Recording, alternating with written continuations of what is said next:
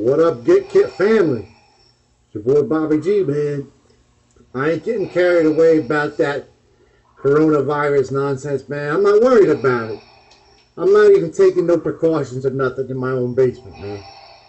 So, anyway, I got a lot of projects stockpiled up that I'm gonna work on, and I got a 12-string project actually. That's gonna be like a combination of two, and I mean, I just want to prove to you guys. Oh, what's that sound? I think that's the alarm that I can take off the iron lung. Let me flip you around and show you what I'm talking about. Alright, folks. I'm not using that iron lung because I'm afraid of breathing in the air or nothing, man. I just like the flavor of them carbon cartridges, man. Tasty, you know what I'm saying? Anyway, can only use it a little bit a day because I only have like a 150-day supply, so I don't want to, you know what I mean? Anyhow, so this is going to be all the tale of two 12 strings, man. These two 12 strings, two Japanese guitars, totally branded different, but they're exactly identical. They both come to me in different parts of my life. This guitar here was the first 12-string guitar I ever played on. My aunt and her friend picked it out of the trash, I don't know, 40, 45 years ago. And time I got to know it in like the early 90s, I was just learning how to play guitar, and it was in her garage. And at the time, you could still tune it. It was barely playable, but the tuning keys were real stiff. But by now, they're completely seized. They're completely seized. Looked like my cousin, when he started playing guitar, got his hands on it, and it looks like he didn't get past, you know what I mean, getting the buttons out, man. Some of them broke off, so I think he just abandoned it and cut them off. This is Greco. I mean, look at the label. It's actually, Kustom Amps out in Kansas owned the Greco distribution rights in the early 70s. But this is not Fuji Gen Greco. This is just some mystery Japanese brand that pretty much was like a jobber. They did all the brands, you know what I mean, for all the... But anyway, these two guitars are exact. This guitar I got at the flea market. It's like 30 bucks, something like that. A couple of years back. I don't know, 8 years ago, something like that. And I had it for about a year or so, man. But the intonation was just off, man. It was just off. And one day I was just trying to record something, I believe, doing a little bit of studio stuff. And I couldn't get it sounding good, you know what I mean? There's something wrong with the intonation because these both have like bridge lift. Both these guitars have like a let's see if I can get like a good, see how that's like a bridge lift right there. And this guy even here, you know what I'm saying, man? They both got that bridge lift, and you can take a look at this one. That bridge lift in the back there, and this one too. You know what I mean? It's like the same problem, you know what I mean? So they're both equal garbage. So anyway, it was the only 12 string I had, and I was trying to get the track, you know what I mean, cut, you know what I mean? And unfortunately, after about an hour messing around with it, and you know what I mean, different tunings, different chords, slowing the tape down, whatever the fuck I was doing, I just took the guitar, put it down on the ground, and I put my foot through the back of it, man. I stomped it, man, gave it the old Brooklyn stomp, man. Threw it down here, and, in a pile. At the bottom of the pile, it's all dusty. About 4 or 5 years of dust on here, man. And unfortunately, I really regretted that, man. I really could call it a pit in my stomach. I always think about it, and I regret it, man. I wish I didn't do it for more than 2 reasons. Sort of monkey see, monkey do. At the time, my little daughter actually saw me do it. I didn't think she was in the other room, but she was in the other room. Saw me do it, came in. She's like, "Oh, what are you doing, Daddy?" Nothing, right? But monkey see, monkey do. At the time, she was playing with this. It's just one of her little toys. And I didn't mind, you know what I mean? It's a musical instrument. I had actually took a tender when I was in Venezuela to the Isla Margarita because I heard from a street vendor about this guy who made these little cuatros by hand, you know what I mean? While you watched, kind of thing. And I got this from him. I spent some time with him, you know what I mean? And after, a couple of days, my daughter gave this guy the old curb stomp herself. See that? Same exact thing. Stomped it on the back, broke the neck right off there, man. Strong little girl she was. But anyway, man, it was my bad. It was my bad. So, I just want to show you this. This is back in the year 1992 here. This is Bobby G. Now, take a good look at that guitar. This is back in my aunt's garage. Now, take a look at this picture here. See that little dot? See that dot right there? See it? There it is, man. Here it is, man. This original, man. Look at that, man. 1992, man. June of 1992. many years ago. And it's like the last time the guitar was probably playable. Last time it was probably ever played. I believe I was playing Nelson's After the Rain on that. I don't know, my mother or my cousin, I believe it was not as big, my brother maybe. Anyway, man. There we go, man. So my dream is for the Carmack Albatross to be released in my mind and my heart. I'm going to take all the components off this guitar that I can, put them onto this guy. You know what I'm saying? I'll show you his little label once more so you can get a good look at that Ventura. Who knows where Ventura came from? You know what I mean? They both have identical truss rods. We'll try to get the neck as straight as we can on this. I just want to play one song on this guy. Just one. One song and I'll retire forever. I'll never even play it again, man. Just to set that Carmack Albatross free, man. You know what I mean? It's a hole in my heart knowing that I heard a guitar. So let's do that, man. I don't know if I showed you the back of this, man. It must have been sitting in the sun at one point. Maybe, you know what I mean?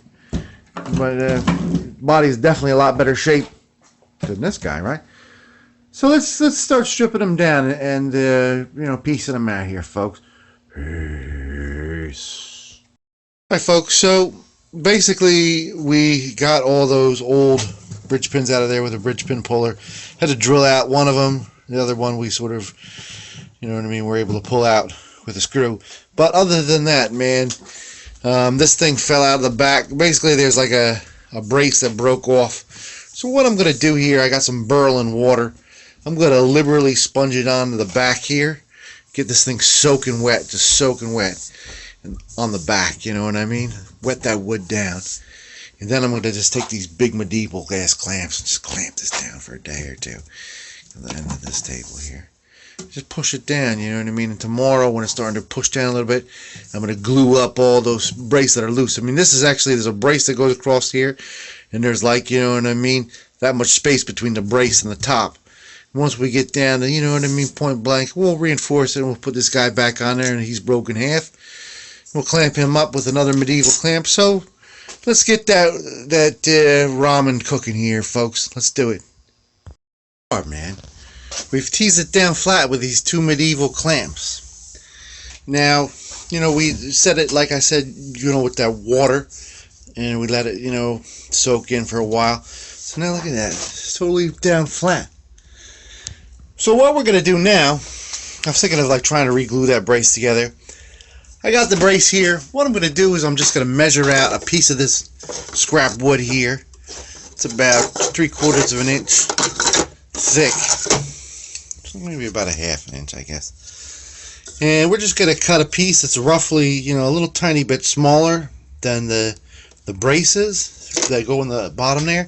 We're just going to take one of these clamps and clamp that guy at the bottom and keep the other one down right here. Nice piece of wood glued in there.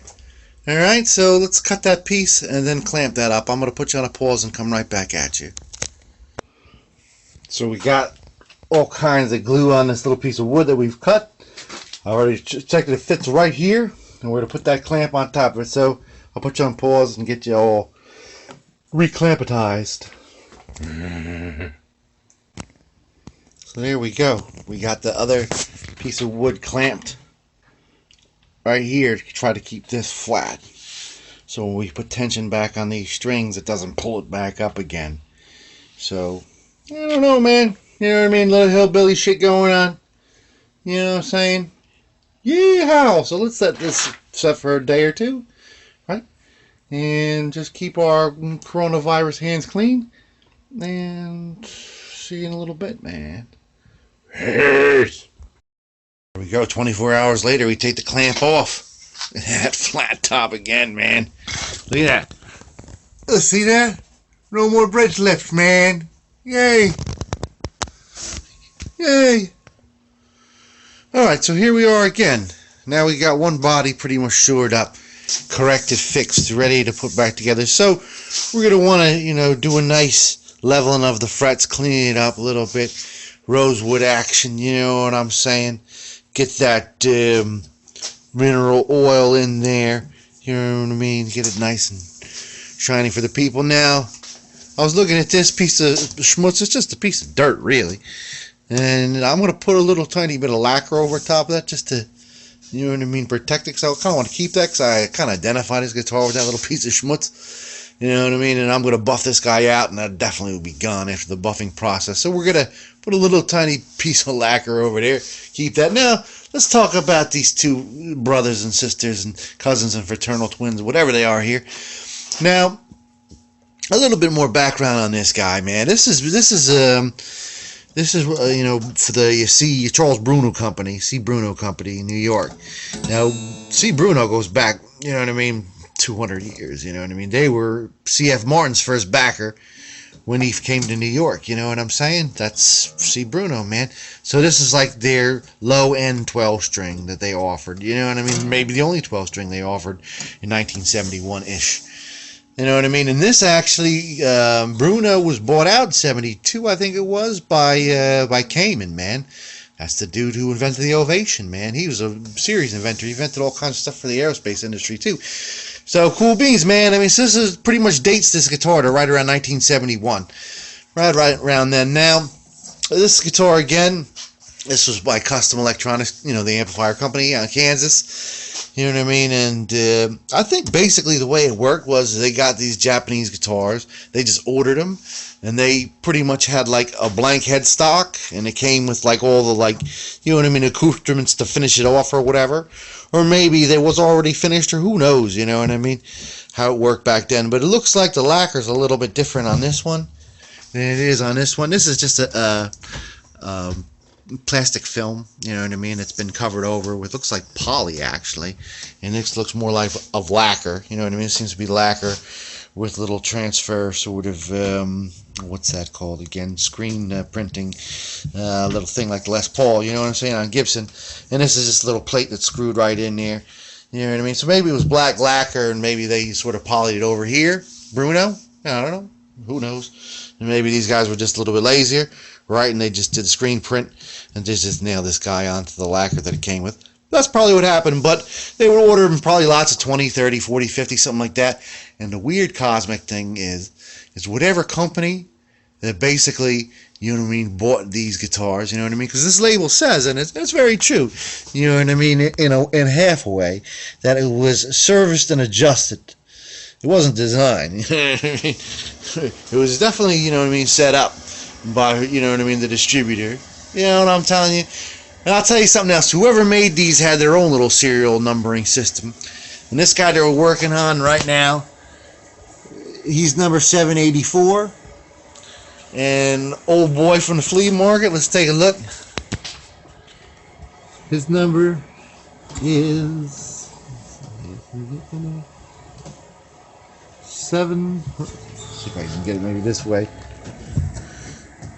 722. See that? So they're really only like, you know, 60 guitars away from each other, man. You know what I'm saying? They're pretty much, you know what I mean, you know, probably made by the same exact crew of people, even if you think about it. 70 guitars difference from each other.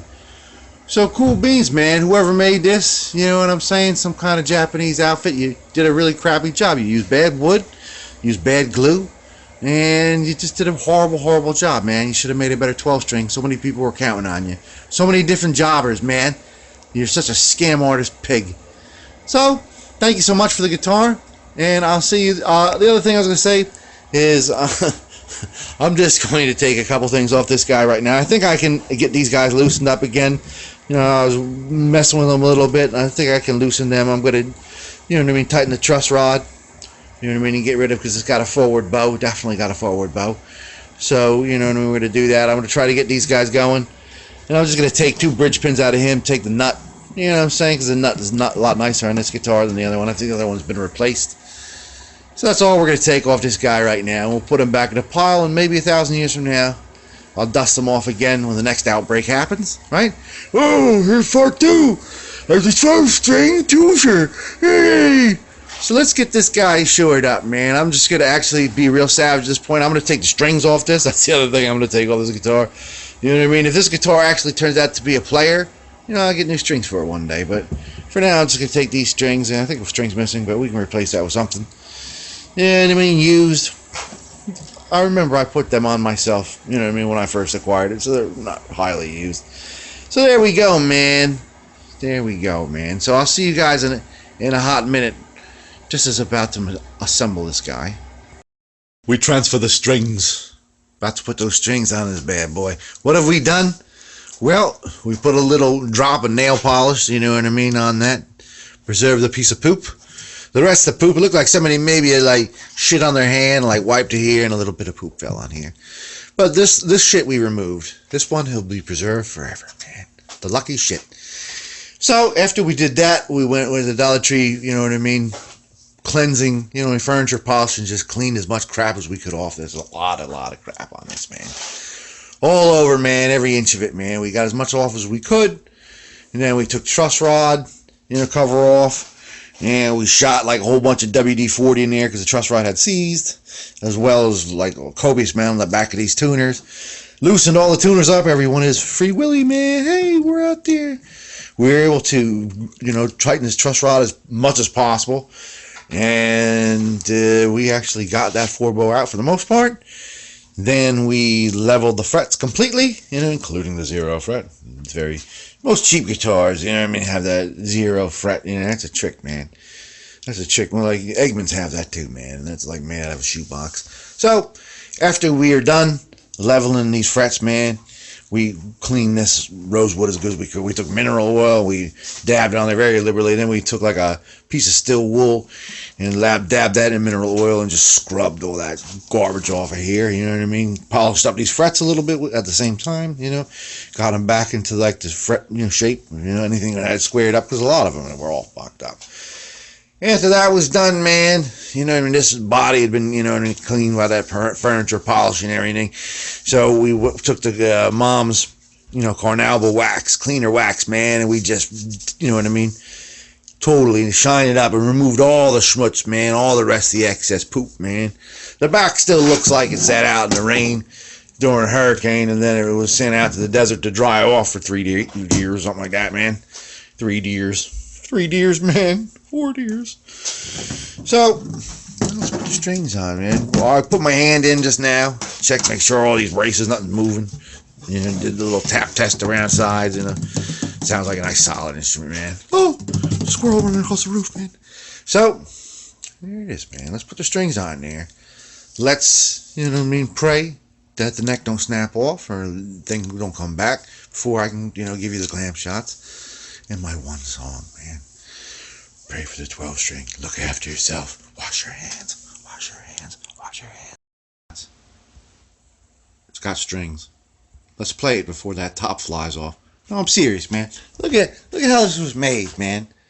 Look how this was made. Look how flimsy this wood is, man. You should be ashamed of yourselves. Look at that. You know what I mean? You think this little tiny whatever this is to support the tension of all them big 12 strings? Come on. You really think that? They're a joke, man. They're mad about the war, man. Peace be with you, man. If it wasn't such a pandemic and there wasn't so much social distancing going on right now, social distancing. Let's hear this thing play, man. I can't talk anymore, man. It's almost time for my treatment. There it is, folks. The world's first mass-produced Japanese 12-string guitar. The affordable entry-level 12-string. So 1971-ish. If you're lucky enough to be not over in Vietnam, getting shot at by the communists, you could shell out like 40-50 bucks and press the girls around the campfire with a couple of bird songs. Alright? However, just setting this guitar up, just putting the strings on it made me remember exactly why I put my foot through the backside of his fraternal brother. He was a terrible, terrible guitar. But bygones be bygones, folks. I miss American bride. Drove my Chevy to the levee, but the levee was dry. Them good old boys was drinking whiskey and rye, singing, "This'll be the day that I die." after yourself. It's gonna be okay. I promise. It's gonna be okay. Wash your hands. Tell the people you love them. Look after yourself. It's gonna be okay.